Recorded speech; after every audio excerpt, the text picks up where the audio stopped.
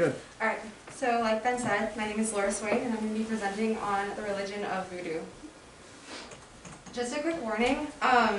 For those of you that know anything about Voodoo, you know that what we're about to get into is going to get really dark, really intense. Right now my heart is pounding. It has been for the past, for all of my research. So just know that staff and leadership have graciously agreed to help me. If you need help processing afterwards, like we're going to have a Q&A session, but if you need just to talk to somebody, please, like these people are making themselves available to you. I'll be here, but just know that we're going to be getting into some dark stuff. But I wanted to open this a little bit different than the other presentations, just because of the subject matter. So I'm going to be reading Psalm 91. This is something that's really helped me through my research. Whoever dwells in the shelter of the Most High will rest in the shadow of the Almighty. I will say of the Lord, He is my refuge and my fortress, my God in whom I trust. Surely He will save you from the fowler's snare and from the deadly pestilence. He will cover you with His feathers, and under His wings you will find refuge. His faithfulness will be your shield and rampart. You will not fear the terror of the night, nor the arrow that flies by day, nor the pestilence that stalks in the darkness, nor the plague that destroys at midday. 1,000 may fall at your side, 10,000 at your right hand, but it will not come near you. You will not only observe with your eyes and see the punishment of the wicked. If you say the Lord is my refuge, and if you make the Most High your dwelling, no harm will overtake you, no disaster will come near your tent. For He will command His angels concerning you to guard you in all your ways. They will lift you up in their hands, so that you will not strike your foot against a stone. You will tread on the lion and the cobra. You will trample the great lion and the serpent. Because He loves me, says the Lord, I will rescue Him. I will protect Him, for He acknowledges my name. He will call on me, and I will answer Him. I will be with Him in trouble. I will deliver Him and honor Him. With long life I will satisfy Him and show Him my salvation. So, with that in mind, let's go into Voodoo.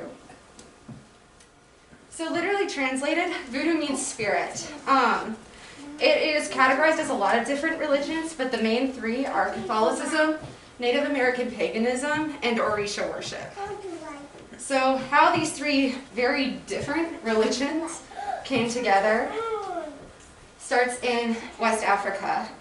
From the Yoruba tribe in Nigeria. They also reside in Benin, in Togo. And they worship Orisha. Now, depending on where you're at, in Nigeria, Orisha are messengers of a greater god named Ifa. But in Benin, in Togo, they are considered gods themselves. And similar to kind of Greek or Roman mythologies, these gods are numerous. They rule over things in nature or human emotion, and they're imperfect, and they use humans to their own ends. But through ceremonies and sacrifices, humans can convince them to help us, but they are imperfect. They have their own ends. So it came to America. It came to America through slavery. From the 1600s to the 1800s, slaves were brought to America by either being kidnapped or sold.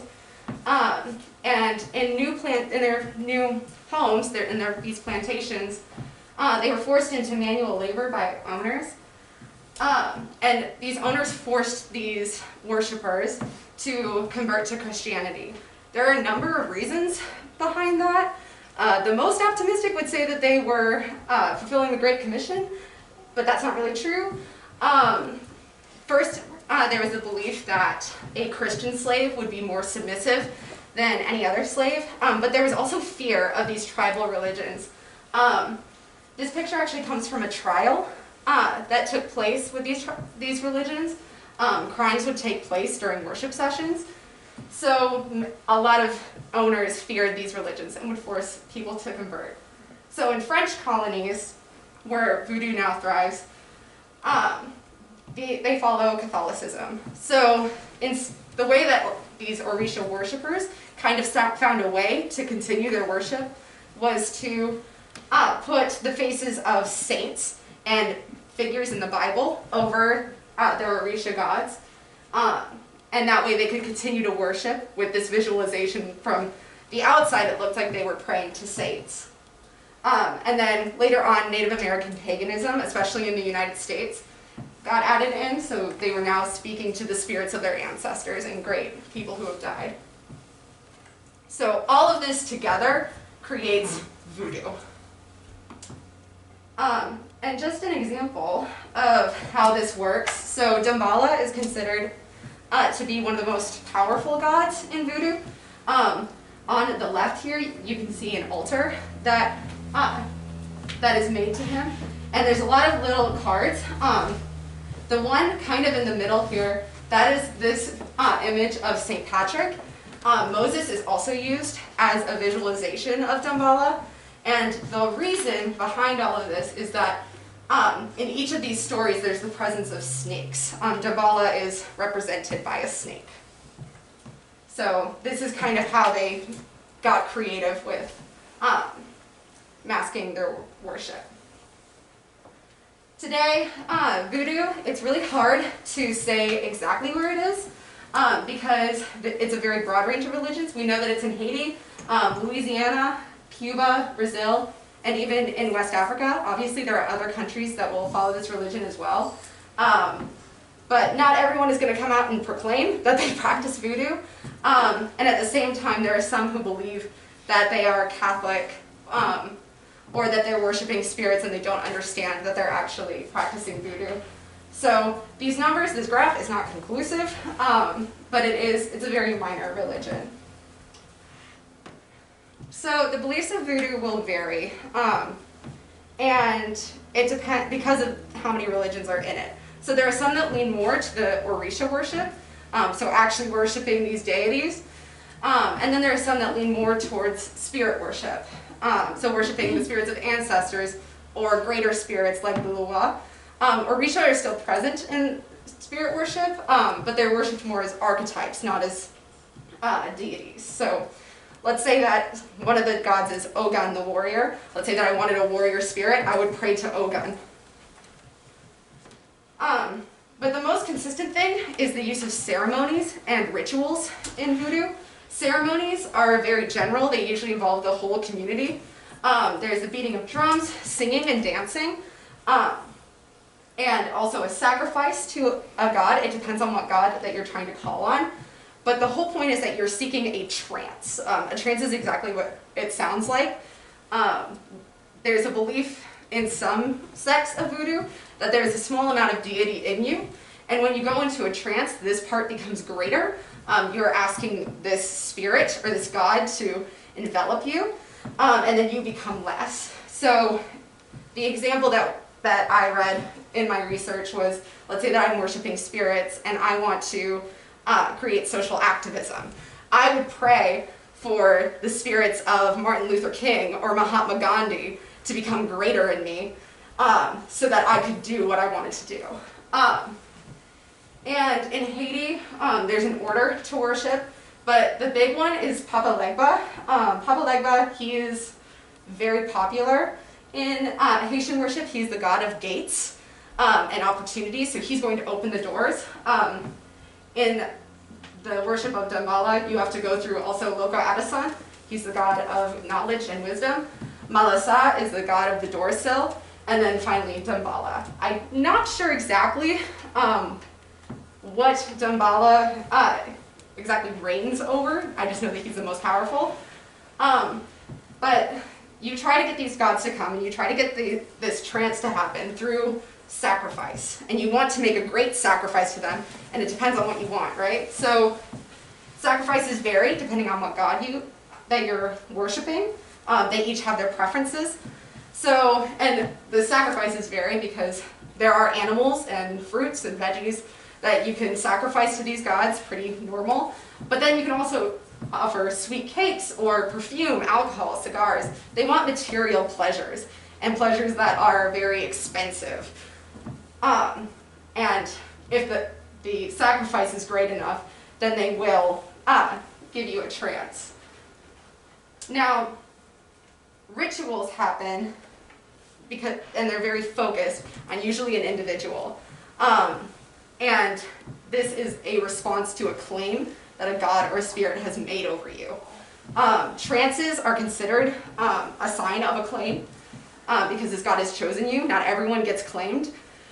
But there are many other ways that you can know that you've been claimed. I'm going to use the example of Urzuli Frida. She's the goddess of love, and she's known as Urzuli Frida in Haitian Voodoo. In Nigeria, she's known as Mamiwata, and she's represented in Haiti and in Voodoo as the Virgin Mary. But she is the exact opposite of the Virgin Mary. She claims exclusively men to be her husbands. And a man can know that he is claimed through troubled dreams. He feels expensive fabric or smells perfume in his dream. And it's very vague, and then he'll suddenly wake up. But as time goes on, it starts to become more vivid, and soon Urzuli will reveal herself to this candidate, and he'll know that he's been claimed by her. You will also encounter a lot of bad luck. You can get sick, and just nothing will go right to you. You would go to a voodoo priest, and the priest would use his or her wisdom to say, oh, you've been claimed by Urzuli, we need to go through with a ritual. But a claim is something that people want in voodoo. It is a signal of status. It gives you power, it gives you opportunities. So many of these people voluntarily will give themselves over to gods. And so, for the example of Urzuli, you are claimed in a ritual that is called a baptism. The candidate will wash their head, wear a long white shirt, and lay down on a couch of leaves that's sprinkled with flour and syrup. Urzuli loves sweet things, so that's why. The houngan will put perfume, egg, wine, and a little bit of cooked rice into the candidate's head, wrap it in a handkerchief. A chicken will be sacrificed over the candidate's head, and its blood will be poured on top of the handkerchief to mingle with the other elements. And then once that's done, the candidate will sit up. That is when Urzuli will enter the head of the candidate and speak words of wisdom, love, etc. He will eat some rice, and then a ring will be put on his finger. And this is signaling the marriage between him and Urzuli. And Urzuli, she loves men. She will not go after women. But it is any man. Doesn't matter if he's single, married, dating, doesn't matter. He now belongs to her. And claims are not optional. If a man was married and say he wants to stay with his wife, as time goes on, his luck will get worse and worse and worse until his will is broken and he has to respond to this claim. Many marriages have been broken up by Urzuli Frida. And this Urzuli is not the only person that does this. There was a man in Togo that was claimed by a god, and he was told that he was going to become the leader of his village. But the price of that was that he couldn't leave his village. And he feared that if he ever did leave his village, that the spirits would come and kill him or his family. So claims, yes, give you power, give you status, but they do come at a price. So ceremonies and rituals are the main things, but they're very expensive. So they don't happen very often, and there's a lot of time in between them.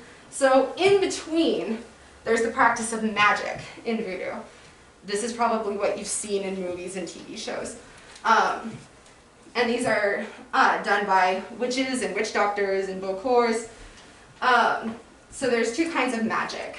White magic is the good magic. It gives you protection, health, fortune, all of the good things. And let's say that I went to a witch doctor and I wanted to be protected. They would probably give me a gree-gree. A gree-gree is just a talisman that I would wear. It is given power by spirits, it holds spirits, and they would protect me. But then on the other side, there's black magic. Black magic is the bad magic. It is taken out of vengeance, greed. It curses your enemies. This is voodoo dolls as well as zombies. So, problems with voodoo.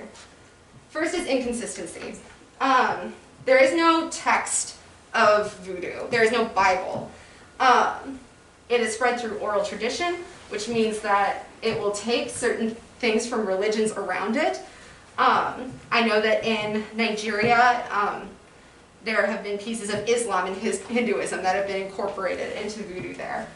But it also means that it differs from region to region, village to village, even person to person, because each person has their own kind of belief system around voodoo. So when it comes to more radical sects, people will say, oh, they don't belong to voodoo, but there's no real definition of what voodoo actually is.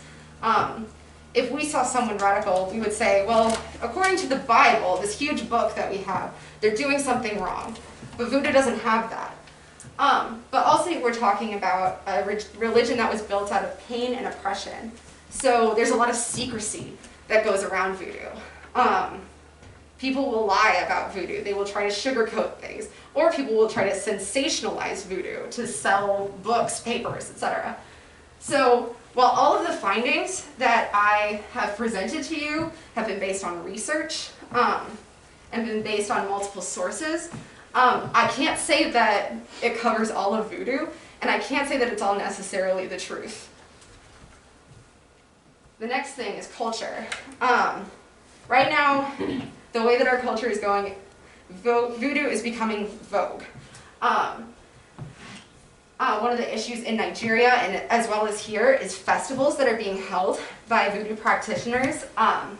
They're labeled as cultural festivals. You go, you have a great party. This photo here came from a party in New York from Haitian immigrants. But many people go in and they they have this party and they have no idea the significance that it has in voodoo. But as well as songs and movies trivializing what voodoo is. I'm about to ruin The Princess and the Frog for you forever. And for that, I'm not sorry.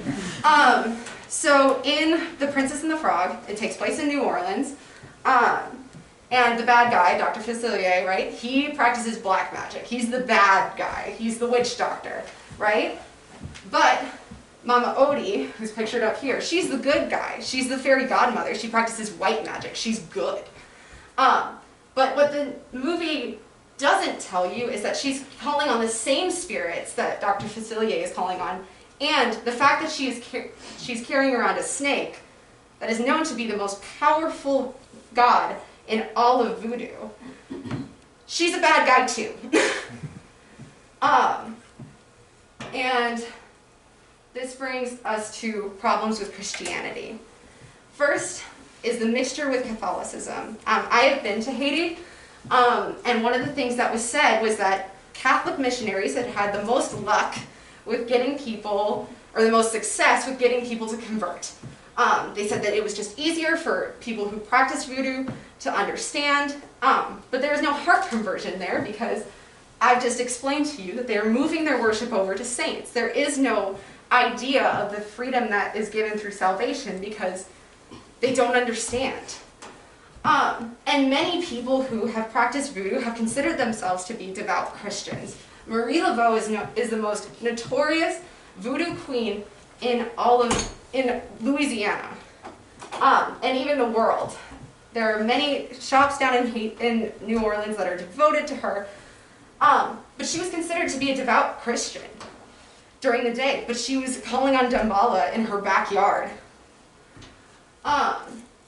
They also use saints as visualization in New Orleans. We went to this beautiful cathedral, and this is right outside. It's tarot card readers, palm readers, lots of voodoo, and just the occult in general. But the real problem with voodoo, and this caused my skin to crawl, and I felt nauseous when I read that Damballa was represented by a snake, because in Christianity, a snake is a representation of Satan.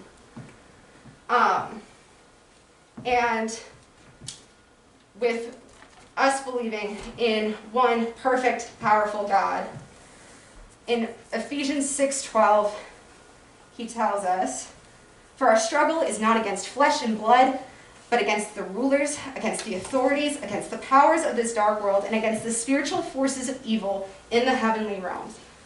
We believe that what they're feeling is real, but it's not God's. So, because there's a blurred line between Voodoo and Christianity for people who practice Voodoo, I'm going to go ahead and just lay out the main differences.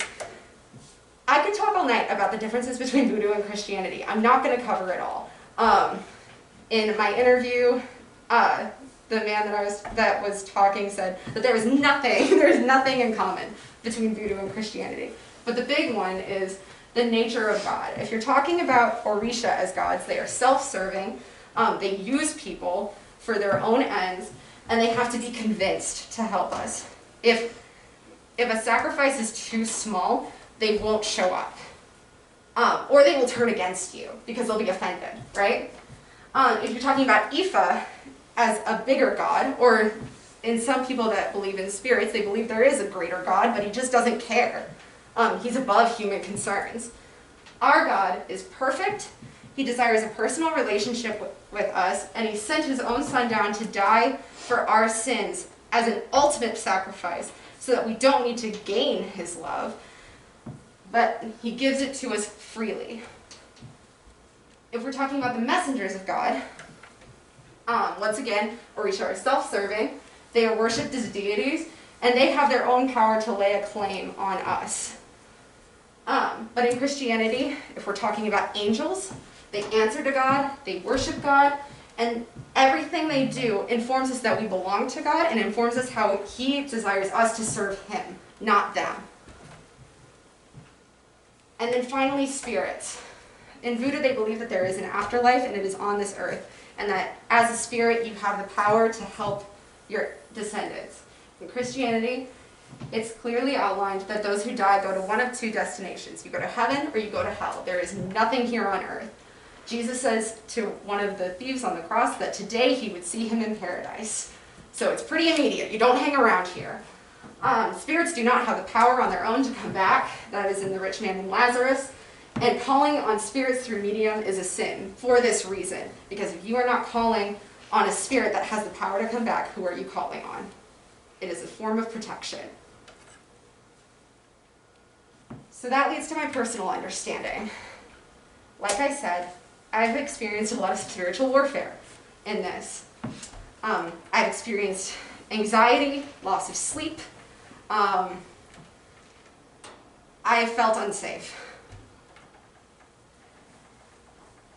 But I know that my God is greater than anything that I have just outlined to you. And my prayer for this presentation was that you guys would leave knowing that as well. James 2:19 says, "You believe that there is one God. Good. Even the demons believe that and shudder. They shudder at his name. They cannot stay. They cannot touch you if you believe in God. God is a refuge. God is someone who is going to protect you, and he doesn't have to. And that is a free gift that we have."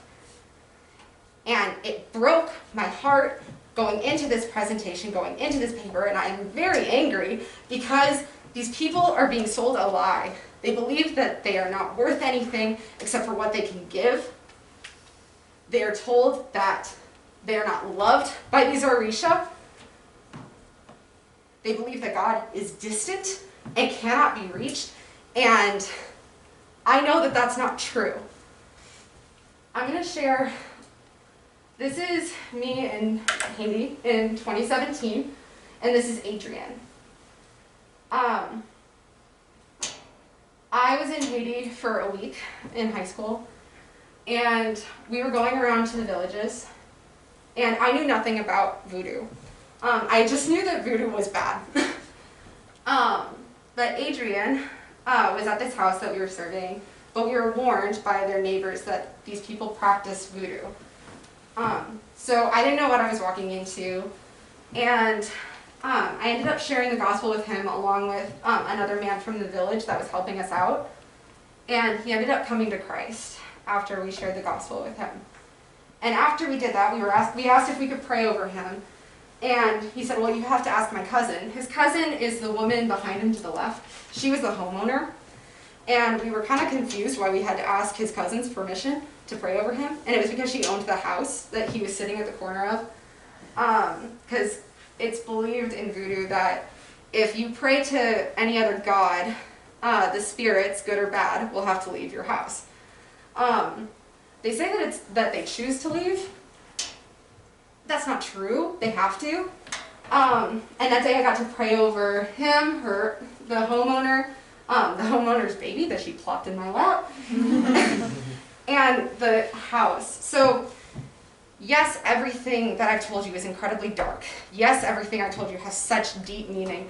And to us, it's very powerful. But it's nothing compared to somebody who's already overcome the world that these demons live in.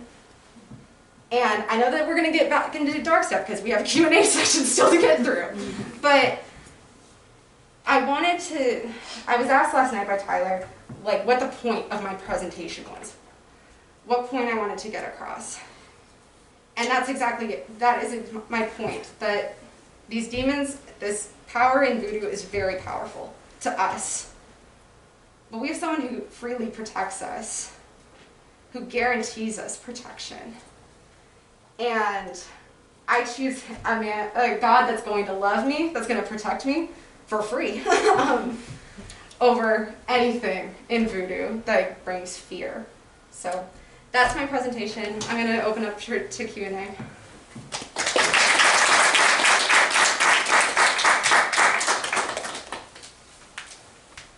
Questions? Yes. So you mentioned like the claims. Do they believe that once you're claimed by one spirit, like that is your one claim, or is there multiple like crossover there? From what I've seen, it is one claim. Another like kind of disclaimer, a lot of my answers are going to say, it depends. I'll tell you some things in certain areas, but from what I saw, yes, it's one claim. The gods will fight it out. So, yeah, Rick.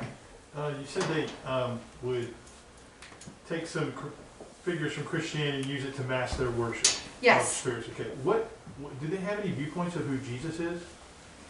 I couldn't say anything about Jesus. Okay. They don't. When I asked Adrian if he knew who Jesus was, he said he didn't. And you have to know that like they don't actually believe the Bible.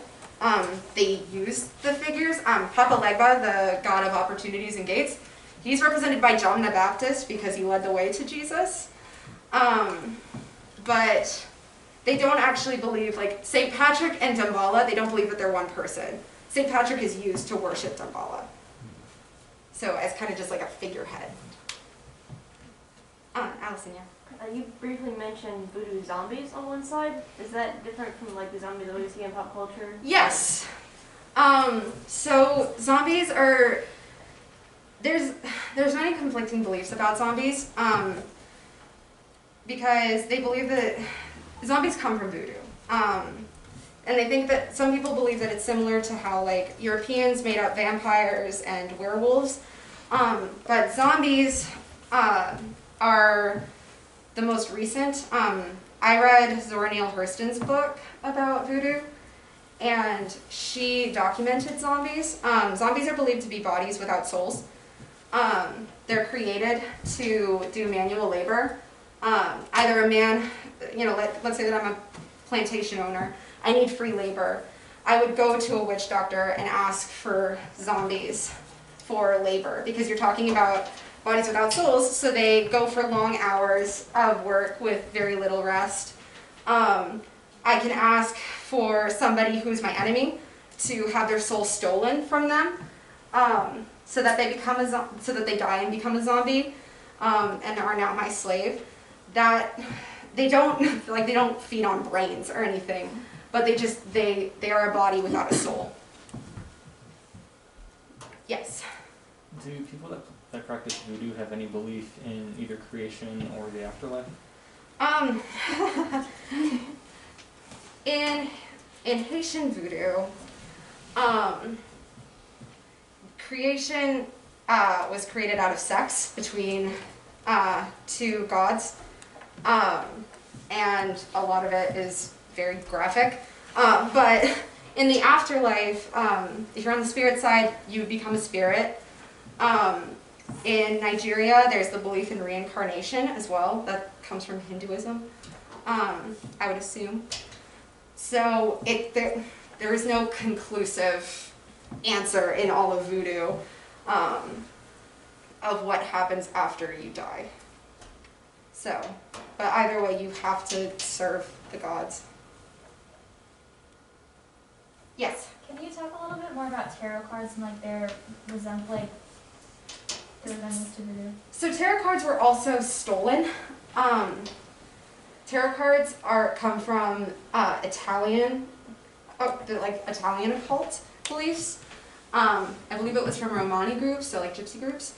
And I mean, I couldn't find exactly where voodoo had kind of brought it in, but the belief is that the spirits will kind of preside over the cards and tell you your future.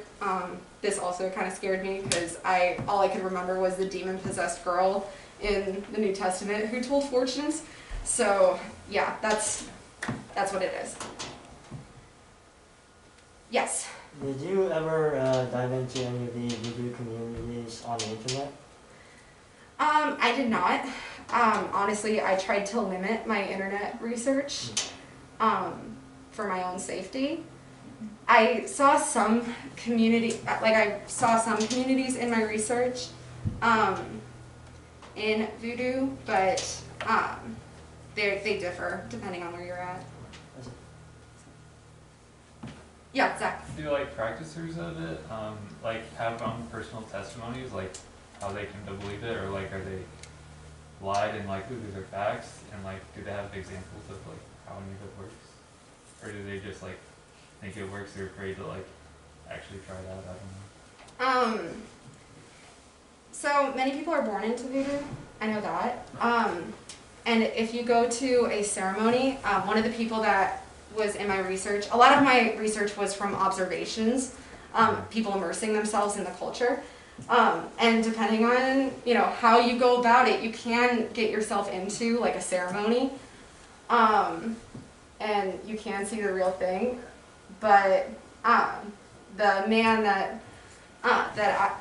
I was reading his work, he had immersed himself into voodoo and he saw trances and he saw like how that worked. So you can't deny that the realness of what's going on. But yeah, I didn't read any conversion stories. Gotcha. Does that answer your Yeah. question? Okay. Yeah. Is there a sense of salvation or victory in this? Like, what's the ultimate achievement? Or is it just prosperity, or? Yeah, it's very short-term focused. So I need my crops to grow this year. I need my children to be made better. It's very short-term. They don't really look to eternity. That's why it's so inconclusive on the afterlife. It's just, how can I make my life better here? Ultimately, you would want to claim because it means just like security, but there's a lot of fear that comes with a claim. So there isn't really any sense of victory in it. Just pleasure. Yes? Can a claim ever be reversed? Like they say, oh, you're not mine anymore? Or is it a permanent thing?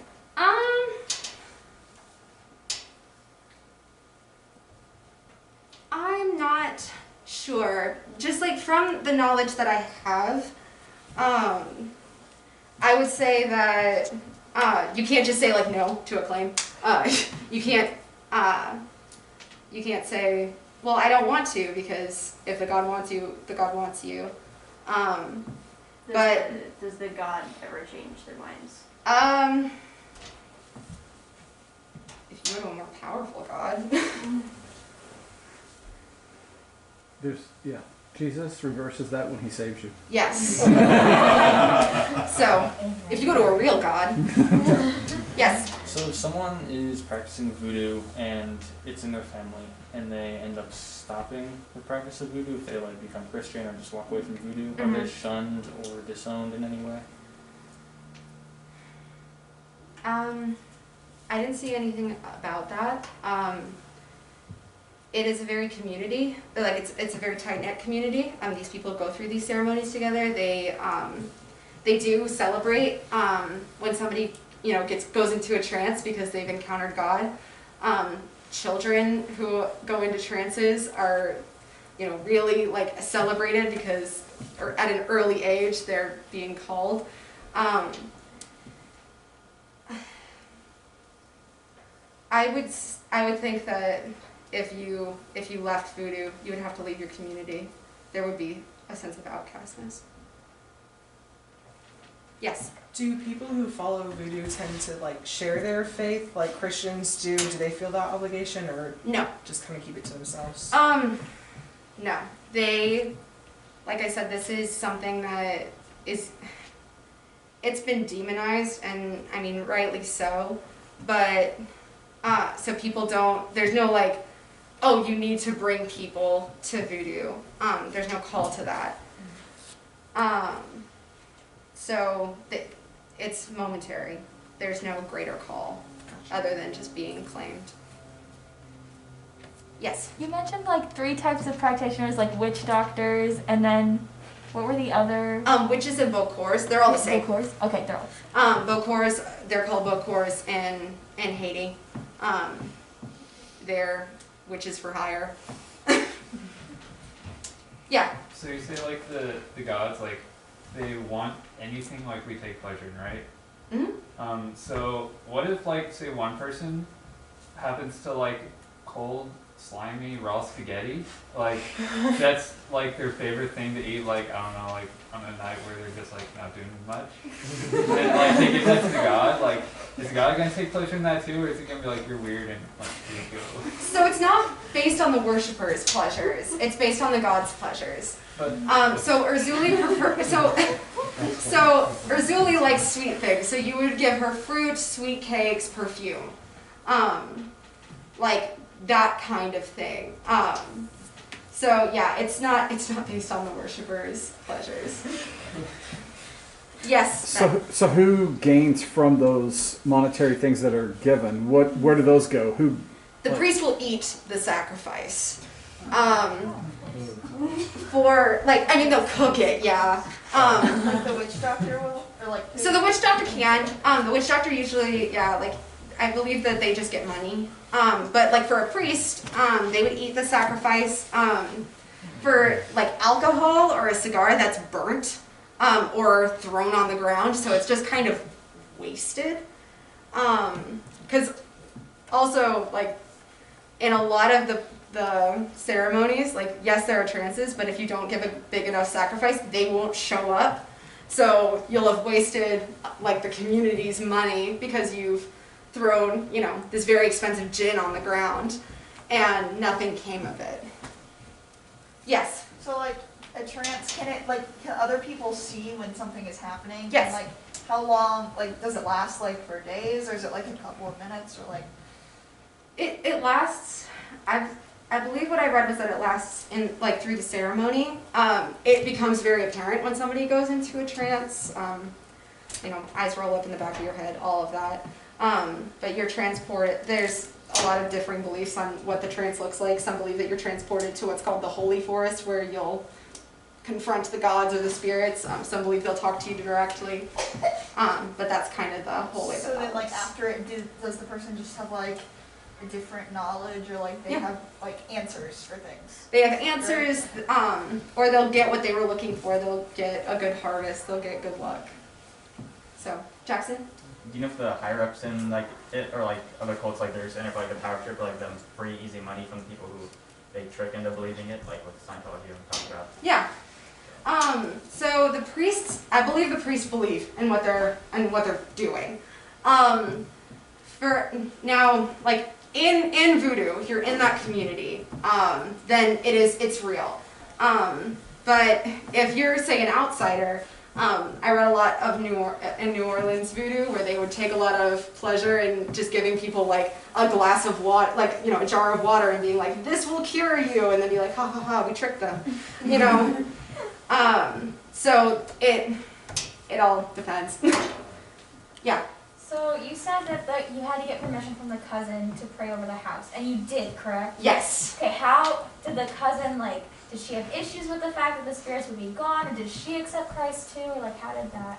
So she actually very happily allowed us to pray over the house. Like, her whole thing was, like, we said, hey, you know, your cousin here, he has accepted Christ. Would you be willing to let us pray over the house? She plopped her baby in my lap and held my hand and was like, let's go.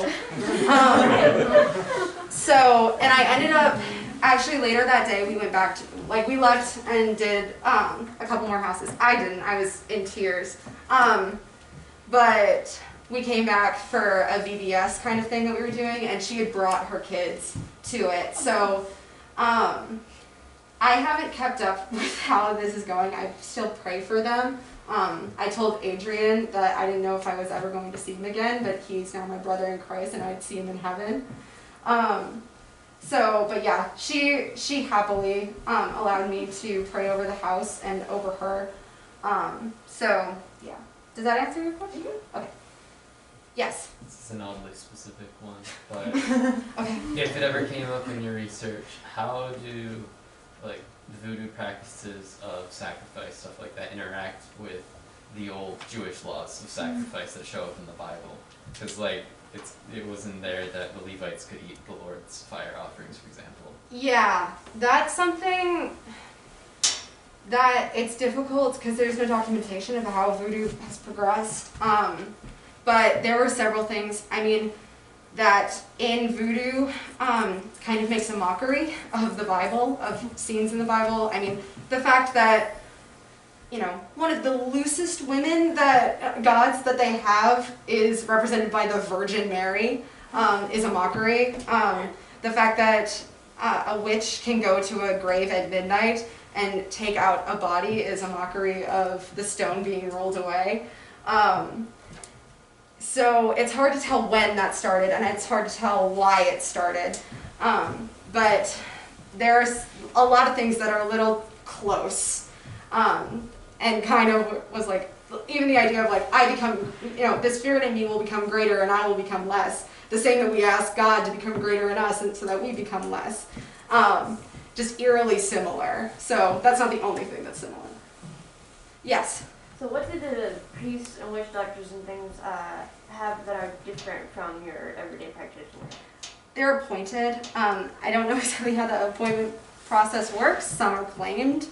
But they don't go through an interview process, I'm pretty sure.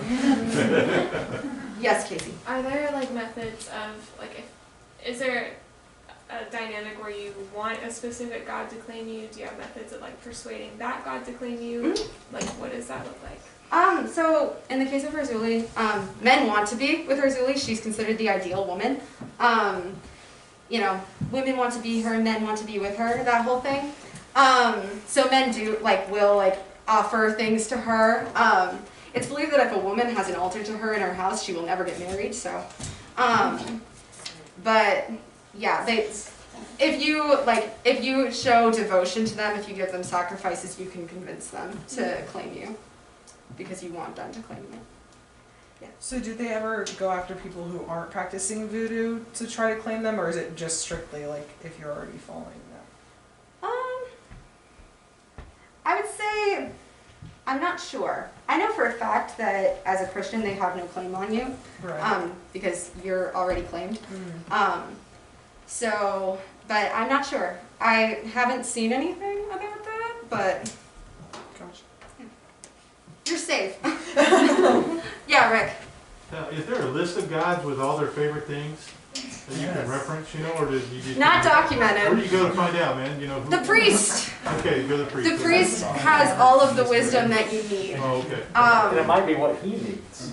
That too. $500,000. All right, let's give her